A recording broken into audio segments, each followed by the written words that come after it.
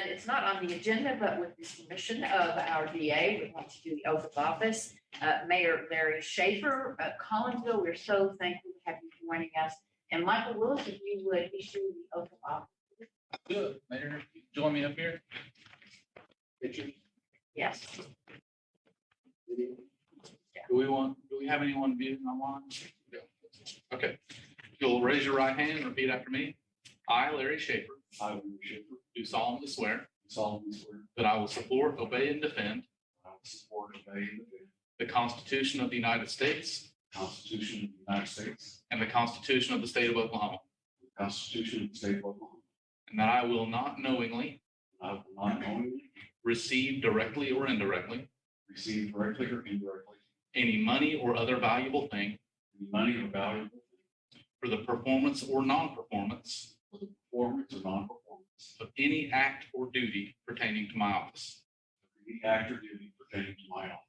other than the compensation allowed by law. I further swear that I will faithfully discharge my duties as trustee of Tulsa County Criminal Justice Authority to the best of my ability. Congratulations.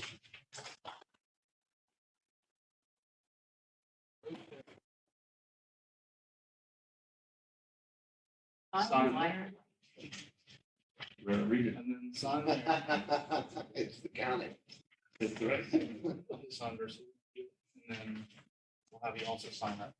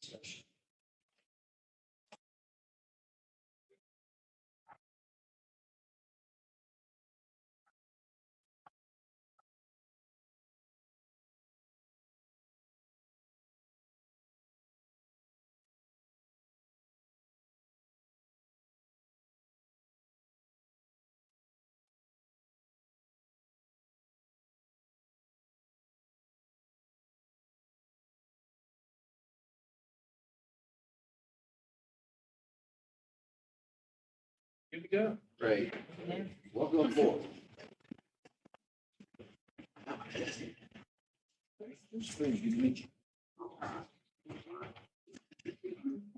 Madam Chair.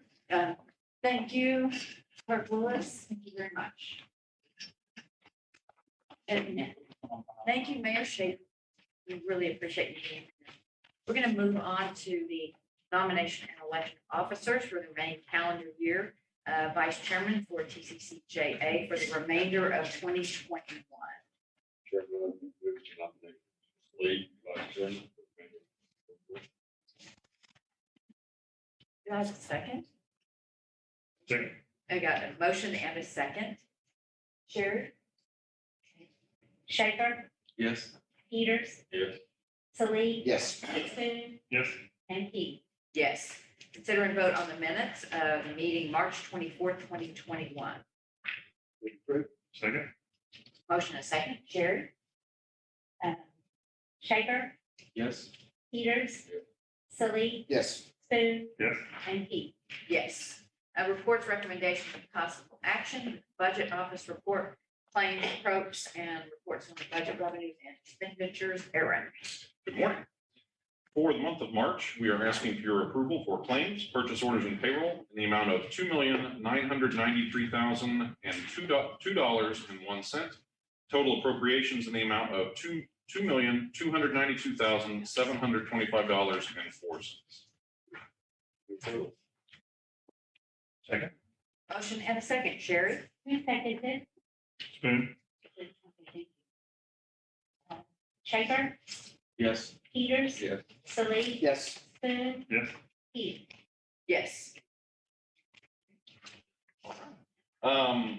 So end of the third quarter, for the month of March. Overall, March was a bit of a mixed month. On page 2, Fund 4050, the sales tax fund. Sales tax collection for March was $2,290,300. You've heard me talk throughout this fiscal year about staying at that sort of 2.4 million number on 4050. We didn't hit that, but year over year, and I'll talk about this a little bit more, we had a good March for sales tax collection year over year. And again, I'll get into that in just a little bit. Total revenues for Fund 4050 are sitting at 73.77%. So we are just a little bit behind where we would expect to be at this time of the year. That's actually tracking fairly steady as we have throughout FY21, just about 1.5% under. Aaron, this you guys, would you point to the page? Certainly. Well, we're on page 2, and just a quick. Yeah, show them what it looks like. Okay. It's the green and brown sheet on page 2 of the fiscal committee pack, or fiscal report, rather. And actually, if you want me to explain 4050 sort of. Yeah, I think it's good. 4050 is the sales tax collection that is dedicated to jail operations. So it is straight sales tax in Fund 4050. The expenses, again, oops, there's my chair there. Just elaborates, of course, that sales tax system voted on 1995, I believe, to run and operate, build, construct and operate the jail. And the expenses, to elaborate a little bit on that, the expenses are ranked in order of priority that's set by the CJA. So you have the administration, and then the detention, payroll, deputies management payroll, and support payroll, and medical. They're ranked in that order. That's what 4050 covers each month. And on those expenses, TCSO has again done a very good job keeping expenses low. We're sitting at 56.77% overall for the fiscal year. So we are well under on our expense budget. On to page 3, County Contribution Fund. This is the revenue for this is user fees, or basically prisoner housing. That's the main source of revenue on this particular one. There are some other ones such as the use tax, the 0.26 sales tax. But if you look on page 3 there in that revenue section, that kind of breaks down what the revenue is for Fund 2320. And on that, Before you leave that, a couple of questions for the sheriff. DOC still up because of COVID? Money? I'm not sure. What was the question? DOC prisoners revenues up, is that because of leaving here because of the pandemic, or? No, they're taking them. They've only canceled 2 trips since I've been over there. I don't know what the explanation is for DOC. And on the big savings on detention officer salaries, are we getting close to having to do overtime, or?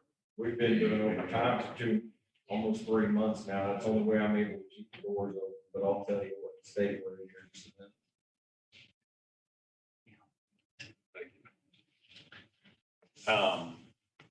For the month of March, U.S. Marshals continues to be strong. We're at $277,635. Also, if you see there, the other inmates, that is the Creek Nation billing. They have gone through several months now with the billing and then having that revenue come in. Again, use tax continues to be strong. If you look at the 0.26, the use tax there, we're sitting at 109% of budgeted for FY21. So we're actually over what we had budgeted for revenues. And again, the 0.25 use tax, even with that increased allocation to TCPFA, to the Expo, that continues to be a strong, March wasn't a great month for use tax overall, but again, it continues to be a strong performer throughout FY21. I will move on to page 4 if there's no other questions. Yes. So is the other inmates mostly tribal folks? Other inmates? On this report, it is. Yeah, that's correct. When we housed the Ottawa County a year and a half or 2 years ago, that was also thrown into that report. But in terms of what I'm reporting on this, the other inmates is just the Creek Nation right now on that road. On to page 4, commissary. Commissary had a good month. We're sitting at $278,208 overall in revenue. Again, I will point to the 600,000 number on the budget there on the revenue side. That is net revenue at the end of FY21. So that's what we had budgeted to have. I do expect us to probably surpass that a little bit this year. We seem to be on track, counting the open encumbrances and things like that. And Aaron, you might explain, we didn't have this commissary revenue. Was this 2 years ago, about 3 years ago? We went to the state legislature and asked to be able to assume responsibility for that. And so this has, helped us with revenues at the jail. Sure. I think it was FY18, I believe, or partway Thanks. through. Before that, it was by a leased vendor. I ran his own store. On to page 5. This sheet, again, it shows all 3 of the funds combined, your revenue, your expenses, and your available balance. So total revenue, all 3 funds combined for year to date is $31.2 million. Total expenses, all 3 funds combined for the year is just over 28 million. So again, I don't know that the spread is going to be as nice as it was at the end of FY20, but we are continuing to increase revenue over expenses as we go through FY21. You can see the current available balance of all 3 funds down there at the bottom, just over 17 million. On to page 6. This is the combining statement with details. So it shows all 3 of those funds, revenue and expenses combined on one sheet. Again, U.S. Marshals housing continues to be strong. The other, in the appropriated column there in the revenue section, you can see the other inmates, the $586,233. That is the Creek Nation billing that has actually come in and been appropriated in the fund. So again, every little bit helps. If you look down in the bottom right of the revenue section, we are sitting right at 78%, all 3 funds combined, of where we would expect to be. We would expect to be at 75%, so we're just a little bit ahead of our budget. Down in the expense section there, we're sitting at 72% total expenses. So again, kind of mirroring the end of FY20, we're just a little bit ahead in terms of our revenue collection and a little bit under on our expense side. Page 7. So I mentioned if we stayed at that 2.4 million each month, we would be in pretty good shape. We didn't quite hit that for March. We were at $2,290,300. But if you look there, we were actually up 6% year over year. This again, for the quarter, we are actually in the black. We are positive on our sales tax collection. And we're sitting for the year, we're 1.5% under year over year. But again, I think we're going to maybe come in just a little bit under by the end of FY21. But that's kind of sort of been par for the course throughout this year with everything else going on. I think we're doing very well. Any questions? Move to approve the budget report. Motion and a second. Sherry? Schaefer, Yes. Peters, Saliq, Yes. Spoon, Yes. and Key. Yes. And sheriff's report. All right, this morning the population was 1226, which is slightly down past the last couple of months, which is good news. Right now I have 7 pods that are shut down. There's nothing mechanically wrong with them. I don't have officers to staff. The remaining ones are crammed full. Where's it at? You got a 2,000 person jail and 1226 is strained. Times are tough. I've got 5 in the hospital plus this. We've got people staffed everywhere, but we're just barely making it. 5 in the hospital. 5 inmates in the hospital. Their With medical COVID? conditions are, no. No, in our hospital. No, in they're the out hospital. at various hospitals in the community. Okay, Their previous medical conditions and things that have happened while they're in jail have caused them to have to be in the hospital. Their charges are of the nature I can't get them released or terminated. We went for a 4-week period where we didn't have any COVID. And last Friday, 2 people were brought in that tested positive in an intake pod, so they're quarantined down in our medical waiting to get through. do they have the variant? Are you able to find out? I have no idea. They just tell me they're positive or The 5 in the hospital, do you have to send staff with them to guard them? Yeah, I have to have a certified deputy set with And then 24 hours? them 24/7. That doesn't help, does I it? mean, I had to go do it Sunday because we were out of deputies to do it. Well, I see help wanted signs all over the place. I mean, it's hard It's to a find. tough time. Well, here's the problem, we're kind of in a perfect storm, is three things. You have COVID money coming in, so people aren't working. Two, and this is probably the most depressing thing of it all, is that we reach out to the high schools for seniors that, graduating that aren't going to college, looking for a job. And the first question, the first 5 counselors that I actually talked to was, do you drug test? I said, yes, but we don't have anybody for you. Wow. Yeah, and it's seriously ridiculous. And then the time we're living in, nobody wants to be in law enforcement. We're hurting in detention, but we're also hurting on the deputy side. We're down 40 deputies. And again, we're not unique. DPD's got the same problem. They can't even field the class anymore. So I don't have an answer for you on what we're gonna do. We recruit everywhere. You've seen the help wanted signs everywhere. I'm not sure what else we can do at this point in time. We just have to start figuring out how we're gonna open the doors of the jail and anybody in there. So. If anybody has any bright ideas, sure, let me know. So weren't we working to get the ability to have a private guards, be able to go to the hospital? That We were, but I don't know where that bill's at. so that's still possibly pending. Yes, that would be helpful. And here's the other thing that would be really helpful. CLE, which is a Champions too, is only allowing 3 deputies coming to go through the CLE Academy. Well, you have to do it 6 months in advance. And that's a maybe. And then that takes almost 16, somewhere in there.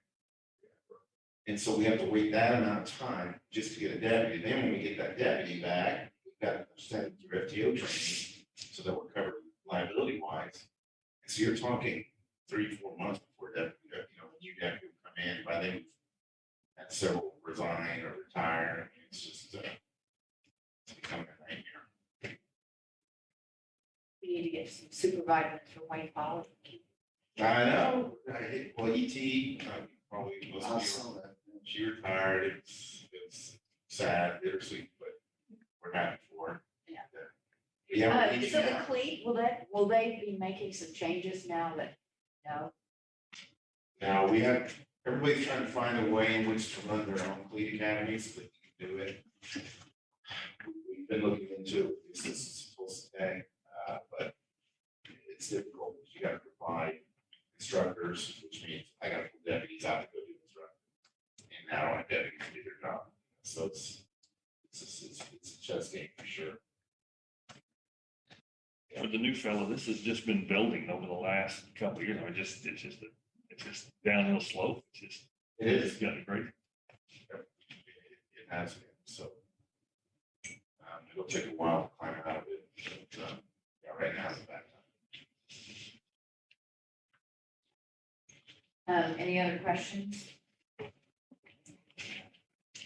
I'm sorry you had to work on that. Sherry, how are things on your end?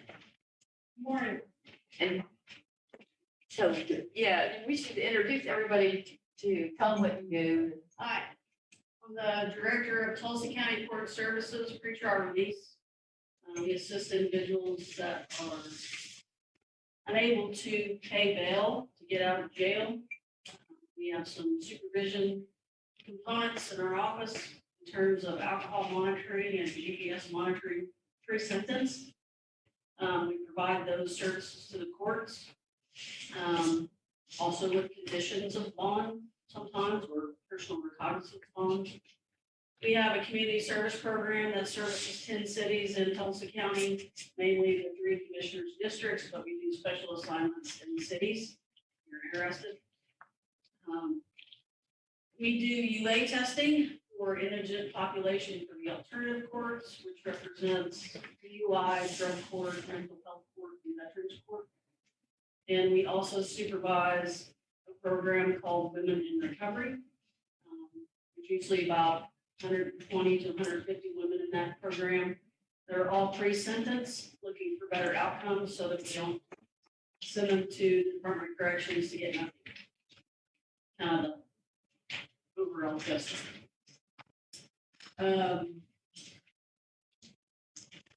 I feel the sheriff's office pain about getting the employees. It's very difficult.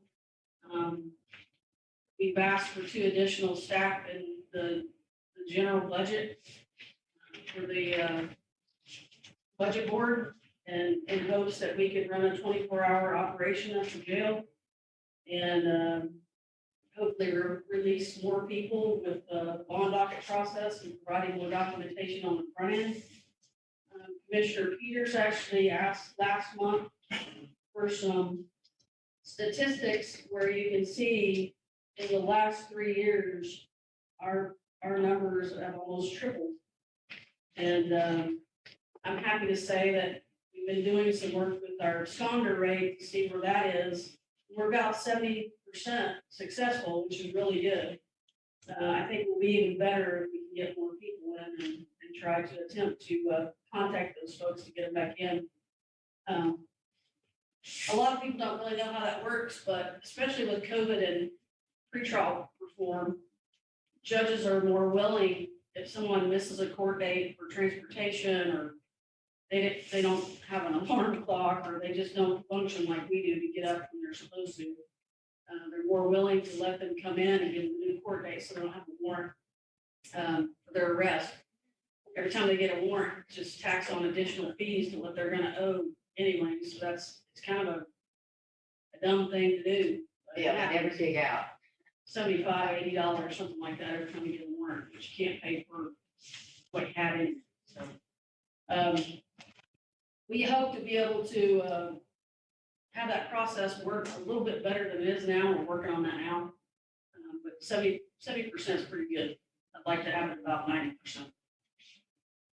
And I'll be happy to answer any questions that you have. I will mention, Commissioner Peters, that you can see that supervision number is 839. That's current. It's a snapshot of current right now. In 18, it's 254. And 18, 19 is really when this pretrial reform started moving across the nation even more so.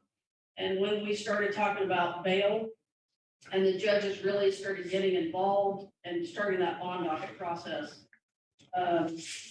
In 19, it was 295, and then you can see, I didn't put 2020, but I wanted to let you know 2020 was 754. So when we originally started the bond docket baby step process, it was in 18, late 18. By late 19, it really started to pick up momentum. COVID came, really started to pick up 90 miles an hour, and now here we are, and we're still going. So we can get these additional people in and try and get more people out on the front end. I think we'll be sitting overall a better place. This is a huge argument for why those dollars. So, yeah. You have anything to say? But on the background checks, 838, is that a direct correlation to the 839 pre-release number? Background checks, I need to do those first and try to get them out on pre-release. The background checks, backgrounds completed? Yeah. No, not exactly. Some of these people could have been there for a couple months, so that wouldn't reflect people that got out 2 months ago. But the backgrounds that we're doing have also probably tripled because of the bond docket process. We're providing the judge every morning, including weekends and holidays, a background for every person that comes in the jail that is placed on that bond docket. So if we have the additional staff, which we're sporadically doing it now, but we can include the interview process right when they come in the door. And Eric's been great to allow us to have just a space to talk to these people.